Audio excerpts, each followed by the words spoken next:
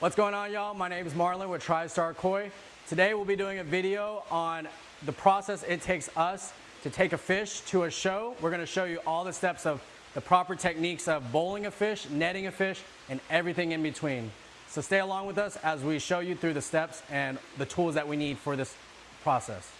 So now what we're going to do is we're going to break down some of the different equipments and tools that we use here at the farm on a daily basis just to properly handle and net our fish.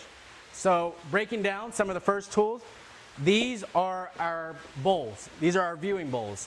This is our 32-inch bowl, and then this one's our 28-inch bowl. And just depending on the size of the fish, what we're going to use them for, right? Another big tool that we're going to use is the sock nets, right? So we have two different types that we're going to show you today. This one's without a mesh net, holds a lot more water. And then this one right here has the mesh net able to release a lot of water. If you are not able to get something like this, then we're able to show you something that you can use as a replacement. Is plastic bags. You can get these, and we'll put the link in below. This is a 3 mil bag, and it's good for if you don't have a sock net. And then lastly, the most essential tool that we need to have for every single koi hobbyist is a proper net. Right? If you don't have a proper net, you can damage the fins, bump up the scales, so this is really essential. So this is one of our best friends here at the farm. So, all right, so now one of the big points I do want to talk about are some of the what you don't want to buy, right? So something like this is really accessible. You can get it at a sporting goods store or most fishing stores. This, you have to understand what the net's purpose is not really to catch the fish. It's more so to guide them into your general direction, and then you'll use one of these tools like a sock net.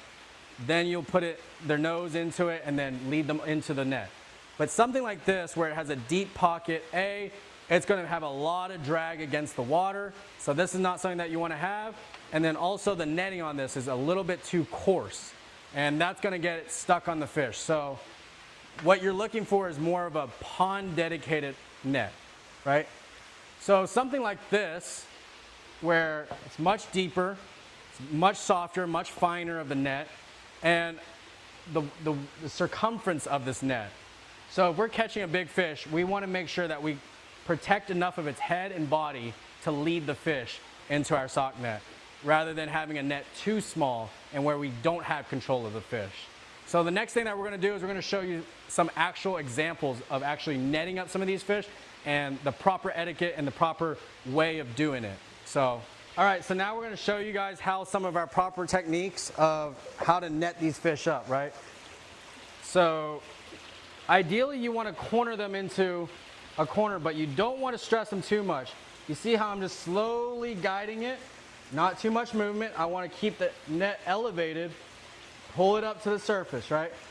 Once it's pulled up to the surface, we get it calm. We don't want to react too fast, but that's why we already have our bowl filled up with water, right? So we don't want to pick the net up, because what that's going to do is it's going to damage the fish's back. That's a lot of weight that's pulling down. So that's when our tools come into handy, right? A sock net. What we're going to do is we're going to go lead from the nose down to the tail. We're going to scoop it in. If you don't have a sock net, this is the same thing you could use with a plastic bag. So we're going to do it with the sock net first, and then we're going to transfer it over to this bowl. So again, you see the fish. You want to keep balancing it, playing around with it, but then you're going to go nose to tail. So there's the nose. You want to get in front of it. There we go. Slowly ease it. You want to get a little bit of water because you want to carry that balance. And when you're transferring the sock net over, you want to stretch the sock net as far as you can. Like that. And then easily release like this. Really effortless like that. You can see the fish is not too stressed out just from that process. So that's how we're going to transfer a fish from a net to a bowl.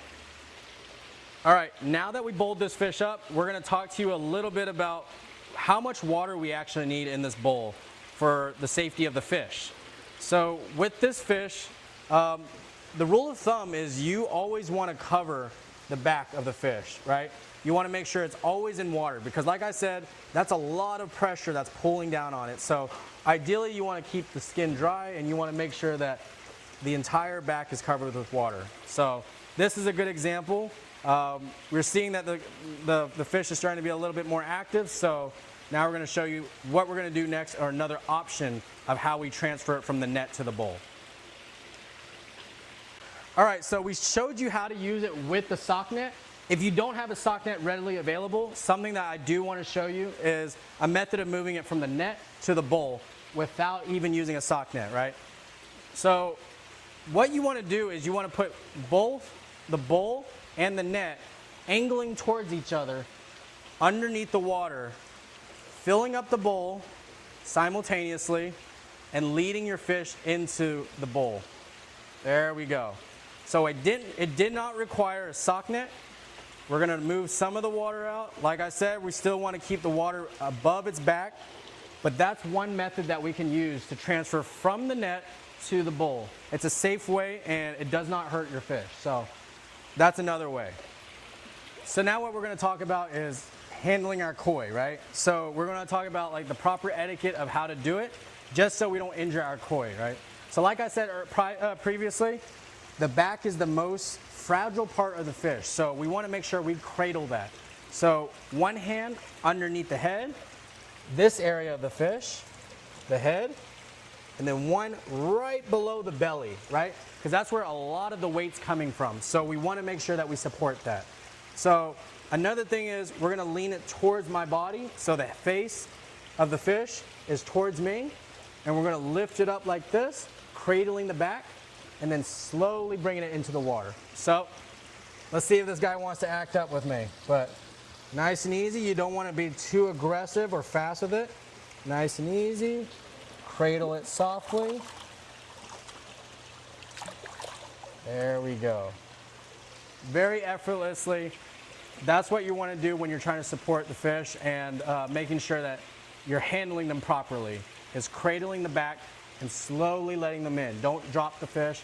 It's going to injure them. So thank you all for watching the video. I hope you guys learned something or took something from the video.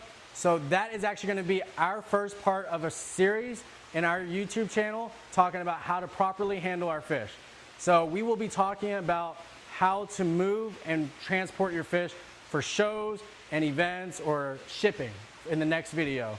So all the items that we use here in the video will be in the description below. So please check out our description and stay tuned for our next video. Thank y'all.